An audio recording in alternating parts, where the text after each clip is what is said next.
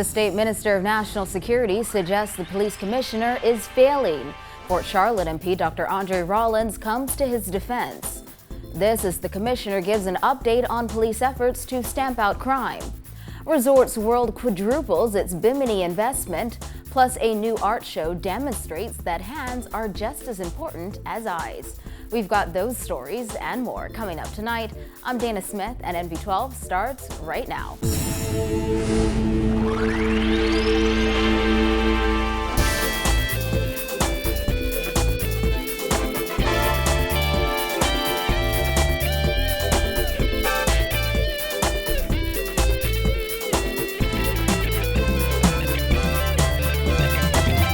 Top news tonight. State Minister for National Security Keith Bell has suggested that Police Commissioner Ellison Greenslade is failing to carry out all of the government's crime-fighting initiatives and indicated that perhaps the leadership of the police force needs to be changed.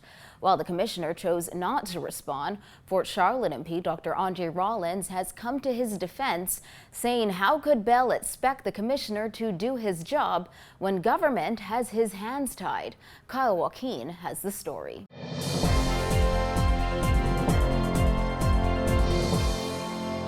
The point that I would make is that if you want the commissioner to be held accountable, he must be given an opportunity to function without the interference of the political directorate. Rollins said before Keith Bell criticizes Police Commissioner Ellison Greenslade, the government must first allow him to do his job without the interference of any cabinet minister. On Thursday, Bell called for the Commissioner of Police to explain what he meant when he said crime would continue to increase if legislation and policies aren't put in place. Bell said the question isn't whether the government's policies are flawed, but whether they're being carried out. However, Rollins says with so many mothers losing their sons and daughters to violence, Keith Bell's comments aren't helping, as he's blamed the F&M before and now the commissioner. Allow the Commissioner of Police to do his job in an unfettered manner, and if he fails without the interference of the political directorate, then you can seek to make changes. But I don't believe that it's fair to the Commissioner of Police to talk about making changes when he is not even in a position now to do his job without the interference of the state. The Fort Charlotte MP says it's clear the Christie administration is not up to the task of governing and is instead only playing the blame game. He compared the government's crime fight to lifting a lightweight dumbbell. A dumbbell. You know, they talk about building a stronger Bahamas. They're flexing all right, but all they're doing is flexing, and the dumbbell is giving us absolutely nothing. It's a lightweight. It's a lightweight. This lightweight dumbbell is basically all that we're getting from this so-called Project Safe Bahamas. Project Safe Bahamas, which Rollins speaks of, was one of the PLP's many campaign promises to fight crime. The violence is out of control. No one feels safe. Now, the PLP has a tough, innovative plan to fight crime. Project Safe Bahamas. Tough on criminals. Opportunities for people who want to do the right thing. Keep our children safe. That plan Rollins described as another one of the government's failures. And when it comes to political interference, Rollins said the country is still waiting to hear who authorized the jailhouse wedding at the Central Police Station. Until he's prepared to indicate who gave that order, he ought not to create the perception that the commissioner is able to function in an unfettered or free manner. It is still unclear exactly what government's new crime plan is. However, Prime Minister Perry Christie noted that it would be announced within the coming weeks and could impose on people's freedom of movement. Now, Rollins says whatever the government's new crime-fighting strategy is, they need waste no more time in announcing it, as the people of the Bahamas need some sort of relief for the problem. Reporting for NV12, I'm Kyle Joaquin. A team of officers has been on the ground in various communities since Wednesday with high-powered weapons. Several of the country's most wanted men have already turned themselves into police and are expected to be charged for various offenses in the coming days. Police Commissioner Ellison Greenslade said this latest police operation won't stop anytime soon. We are going to do the best we can with every resource available to us to stop this carnage. Can I give you a guarantee that nothing else bad would happen? I cannot. what I can give you a guarantee of is we will toil late into the night and into the wee hours of the morning. And we will continue to toil so that we earn properly our salaries and hope that we can restore some safety and security to this country. Greenslade warned criminals that police will not allow them to wreak havoc on the streets. When asked about complaints from citizens who claimed they were stopped during roadblocks without cause, Greenslade said it's not the response the police force has gotten to its operations. On many occasions, we have deployed these teams over the course of the year, and in previous years. On those occasions, we have not come to you to say, will you follow us?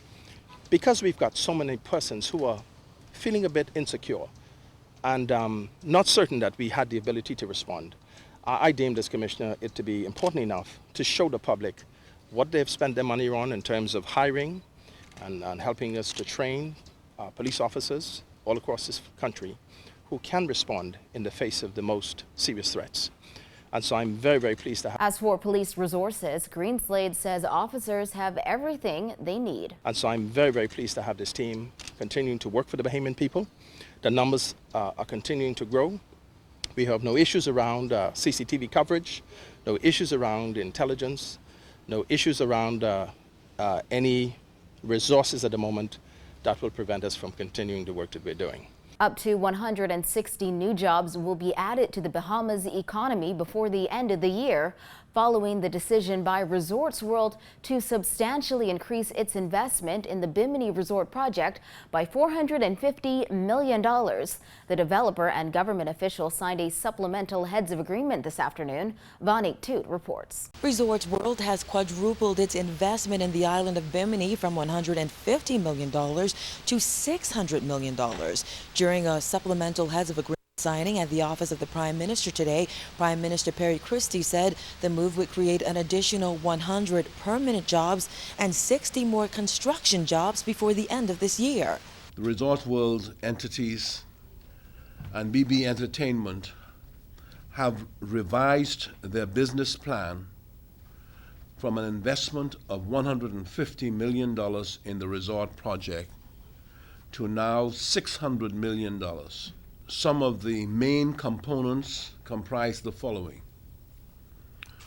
Firstly, a new luxury Hilton branded 300-room hotel now nearing completion.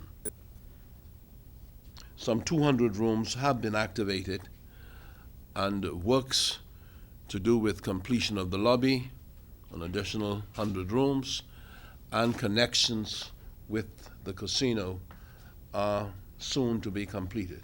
As part of the developer's revised plan, Christie says officials have also committed to the expansion of Bimini's airport, a new water taxi ferry station, the preparation of a master plan for North and South Bimini, the paving of Kings Highway, and upgrades to the government dock and Fountain of Youth. Then there's the acquisition of local fishing boats, construction of a deepwater jetty capable of accommodating the Bimini Superfast Ferry, and the construction of 448 units to house employees. Under the terms of the supplemental heads of agreement, Christie says the government has granted the developer certain options. Lengthening the Bimini Airport runway to 9,000 feet and further upgrade the terminal and flight facilities. Secondly, to develop and construct a water taxi terminal on the lagoon side of the airport. Thirdly, to develop and construct an additional hotel with a minimum of 200 rooms. Fourth, construction of a laundry facility for amphibian aircraft near the resort development and a resort heliport. The Prime Minister said government and Resorts World have also agreed to the resurfacing of additional roads in Bimini and to increase the cost of infrastructural upgrades from $10 million to $15 million. Christie says the developer has also committed to creating new jobs for Bahamians this year. At present, 525 Bahamians are employed at the resort on a permanent basis. 525 Bahamians employed on a permanent basis.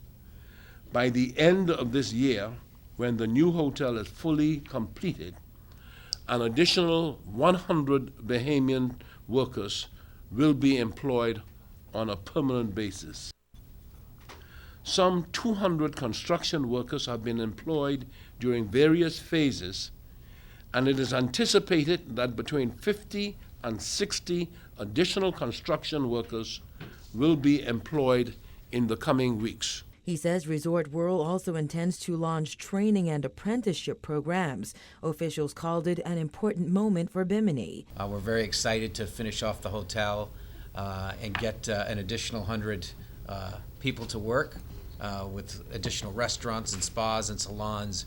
We really think that this Bimini will be a jewel, not just in the Bahamas, but in the whole Caribbean. And I think this is a moment, a very important moment for all of us that have worked so hard for so many years to bring to Bimini and convert Bimini in what Bimini is today.